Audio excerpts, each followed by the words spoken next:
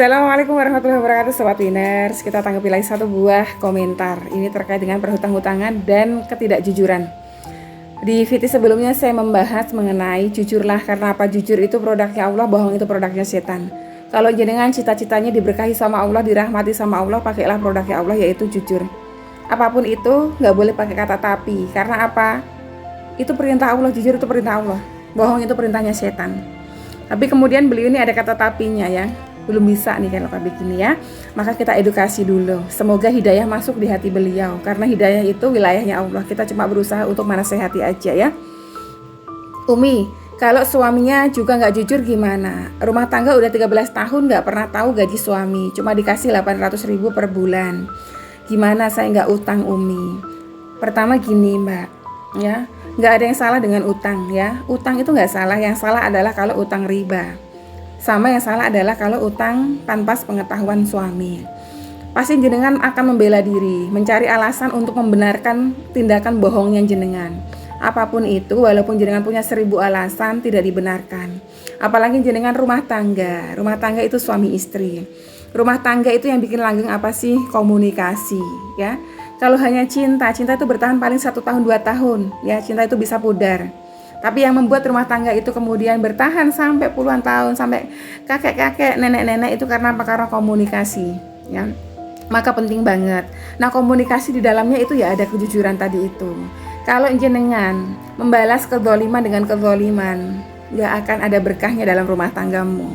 Sudah tahu misalnya ya, itu kan masih praduga kan. Praduga jenengan bahwa suami jenengan berbohong terkait penghasilannya. Karena jenengan merasa dibohongin, maka jenengan membalas dengan kebohongan juga. Jenengan merasa puas ya. Sebetulnya itu bukan jenengannya yang puas, tapi apa? Setan yang bersemayam di hati dan pikiranmu lah yang puas. Karena apa? Karena berhasil membuat sepasang suami istri untuk saling membohongi. Harusnya nih kalau jenengan mau dinasehati ya, suami bohong dan jenengan tahu ya. Pertama nasihatin, jangan bohong ya. Jangan bohong, karena apa? Kita ini suami istri. Tapi kalau jangan udah nasihati dengan bahasa-bahasa yang baik, suami masih juga nggak mau berubah, doakanlah ya, doakanlah. Dalam Islam itu kita diperintahkan ketika kita melihat kemungkaran, maka kita cegah dengan tangan kita jika kita punya kemampuan. Namun jika kita tidak punya kemampuan, kita cegah dengan lisan kita. Namun jika tidak punya kemampuan juga dengan lisan kita cegah dengan doa. Itu selemah-lemahnya iman, dengan hati kita ya. Maka kalau jenengan tadi saya saran, suami jenengan seperti itu, katakanlah kan zolim itu ya. Karena berbohong kepada istri kan zolim. Maka jenengan cegah dengan apa? Dengan dinasihatin, dengan bahasa yang halus, nggak usah berkelahi ya, nggak penting berkelahi begitu. Terus kemudian ternyata dinasihati sekali 2 kali masih nggak tahan, masih nggak berubah juga ya. Maka gimana dengan hati jenengan? Doakan terus, minta kepada pemilik hatinya. Sekarang mungkin dia menjadi manusia yang zalim, mungkin hatinya keras, mungkin masih bohong, mungkin masih mencurangi jenengan.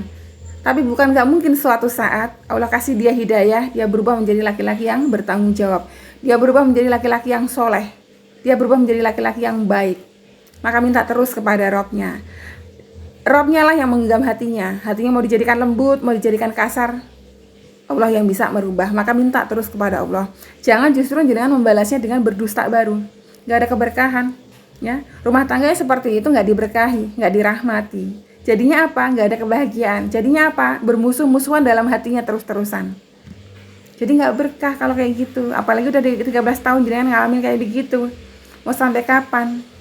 Ya, mau sampai kapan?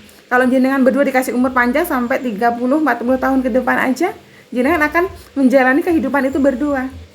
Jadi kalau nggak ada yang berubah salah satunya, nggak ada yang ngalah, ya malah akan begini. Maka di sini panjenengan ya, karena panjenengan datang sama saya, maka saya menasehatinya panjenengan. Masalah jenengan misalnya nanti nggak terima dengan nasihat saya nggak ada masalah, saya nggak baper juga. Karena untuk hidayah itu ada wilayahnya Allah. Saya doakan semoga panjenengan tersentuh hidayah hatinya sehingga menjadi semakin baik lagi ya. Tidak perlu membalas perbuatan suami yang curang tadi dengan kecurangan baru, nggak usah.